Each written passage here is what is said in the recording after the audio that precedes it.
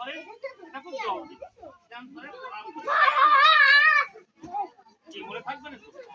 এ সবাই শুনতে পারিস বুঝতে পারিস আমার সময়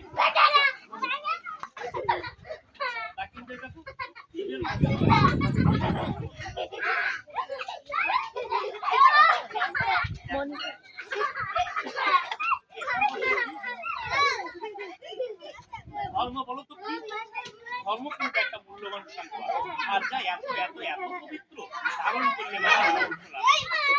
বই কমে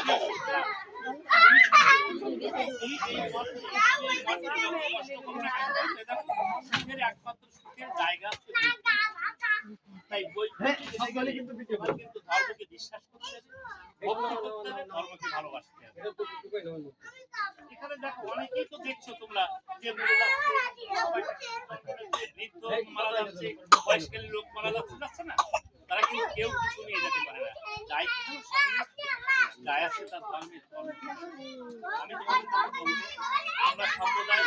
শ্বশুর শাশুড়ির প্রতি দৃষ্টি রাখবে স্বামী সন্তানদের প্রতি দৃষ্টি রেখে চলবে